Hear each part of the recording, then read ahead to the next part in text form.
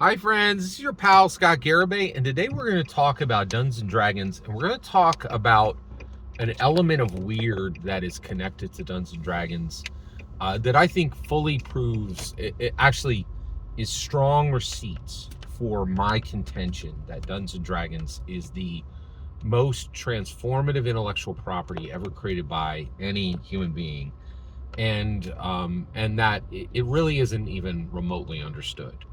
And so today we're going to talk about Rudy from Alpha Investments. So Rudy from Alpha Investments, he is really fascinating. So I love Magic the Gathering. The reason why I love Magic the Gathering is its entire history is completely marinated in Dungeons and Dragons. So Peter Atkinson comes up, he hires Richard Garfield, and they start a banger of a tabletop role-playing game. And what they did, what Gary Gygax made the most important tabletop role-playing game. Gary Gygax made the most important tabletop game that will ever exist, and the reason why is it's not a game. It's a human improvement engine. It was specifically designed to allow individual humans to fix themselves, right, and to transcend beyond their humanity and fix the rest of society. And that's exactly what it functions as today. It's essentially a secular church, I think. Now, not as valuable as sacred churches, I want to make that super clear, but I do really think the best way to understand Dungeons & Dragons is one of the ways to understand it. It's extremely difficult. That's the entire point of my channel. It's extremely important to understand what the heck Dungeons & Dragons is. One of the ways to process it is as a secular church. That's really an odd thing to say, but the thing is, when you study Dungeons & Dragons, there are things that happen on Dungeons & Dragons do not happen on any other intellectual property in the world, and Rudy is one of them. Okay, so I love Magic the Gathering. I was incredibly fortunate. I literally saw it birthed at an FLGS. I was sitting there in 1993. They brought this thing in, and they're like, "Yo." I was in Lancaster, Pennsylvania, and they're like, "Yo, check this out," right? And dude came over, he busted open these packs, and basically he showed everybody, and they're like, "Oh, that's cool, man! I'd love to get those cards." And the guy's like, and one of the guys' media was like, "I'll take one of these packs." And so then he opens it, and we're all standing there, like, and these guys are sitting at the table, and we're like, "What is happening?"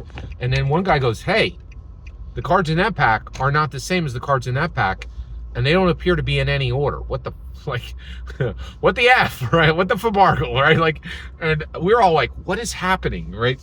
And you could smell it. Like, you were like, "What is happening?" And we were, and actually, just to be clear, I was connected. It's not a joke. I bought diamond earrings off of what I made from, and a car off of just my casual trading and selling of like, I had like no less than like 80 moxes at one point. It was wild. And everybody, we never saw anything like it, right? So basically, Gary Gygax built a human improvement engine. Peter Atkinson built a cash engine, right? And then the moment he had enough cash to buy a yacht, he didn't buy a yacht, he bought Dungeons & Dragons, which is really wild, right? And what I think is incredible is, so then all that just starts rolling, right? And I can't give you the full history of Magic here and how it relates to Dungeons & Dragons, but I can talk to you about Rudy from Alpha Investments. So Rudy is a finance guy, right? But he realizes that probably one of the best ways, but there's a whole bunch of lined up, very a whole bunch of jerks in finance. Like, why should he have to try to struggle to do the NASDAQ when he can move over and get rid of half his competition and just crush it in the Magic the Gathering world? And that's what he did. And what he did was, he started out with these binders. He had like these binders that were the best binders anybody ever had, and they were just filled with these just loopy doopy level like rares, right? And he would just go through on his channel and just show, just flex, right? Like, be like, "Hey, look at all these rares I had." And he was buying and selling at profit, and he was very good at it, right? He has advanced so far now, right, that he doesn't even deal with rares anymore. He buys sealed products, and his binders That's not a joke, right? And what I love, and what really is wild is he's very smart, right? But he doesn't even understand that what he's doing is intimately connected to Dungeons and Dragons. He actually thinks, oh, hello, everybody. This Magic the Gathering game's important. People use these to win and play each other. No.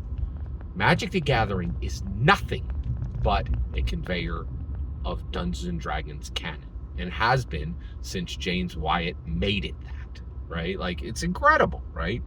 And it was always its fate, because Peter Atkinson loved D&D literally more than the thing he built, right? Like, it's wild. It's so wild, right? And and also, Richard Garfield came along and arguably had a much bigger, better idea with Keyforge. Nobody cared. Like, it's just so many things happen in context of Dungeons and Dragons history. And I think where we're going, and we're already seeing this, right? There are academics who just study Dungeons and Dragons history. There is now a separate academic discipline just for Dungeons and Dragons live action play, right? Literally the first professor has been minted. That is astonishing. That is absolutely astonishing. And I think what you're going to do is, what's going to happen is they will need to create multiple disciplines just to academically study Dungeons and Dragons, right? But here's the entire point of this video. You guys have been very patient. I'm not kidding. Rudy from Alpha Investments, his spend rate is $25 to $35 million a year on D&D canon, right? And you're like, what? Are you sure about that, Scott? Yeah. Let's get into it, right? So where is the D&D canon? So first of all, every Magic Gathering card is D&D canon. But what else does, wait, but that's not all he collects, Scott. You're exactly right. He also collects Lego, which when he's like, oh no, I don't want to be jammed up. I have to diversify. I need to get away from Dungeons and Dragons. I can't just have all my money in a Dungeons and Dragons canon vehicle. I'll get Lego. Lego is now a Dungeons and Dragons canon vehicle. It's like you cannot escape its orbit. No one can escape. If you're connected in any intellectual property, you will struggle to escape the orbit of Dungeons and Dragons. And many people who are in its geostationary orbit are unaware of it. It's so deep, right? But it just shocks me that Rudy from Alpha Investments, and then he does buy Pokemon, and he also buys Flesh and Blood, right? Those are just simply Dungeons and Dragons competitors. And even you're like, well, Pokemon isn't. Go ahead and take a look at some history about how Pokemon cards are connected to Dungeons and Dragons history. You got a little bit of learning to do there, right? Okay, yeah, interesting. I love it. It's incredible to me. And this is just one guy. Just one dude, right? Like, one dude who has a spend rate of $25 to $35 million that is intimately, infinitely connected to Dungeons and Dragons success, right? And Dungeons and Dragons success is now impacted by Rudy, right? It's wild. And what I think is fascinating is he doesn't even understand, right? It's just, he doesn't even understand how bound his fate is to Dungeons and Dragons. And there's so many people like this. Every single word you just heard in this video is my humble opinion. Absolutely nothing more, absolutely nothing less. The important part is when I get to hear your humble opinion. When you get in the comments and send your traffic. Please consider like, subscribing, and have a fetch millennium.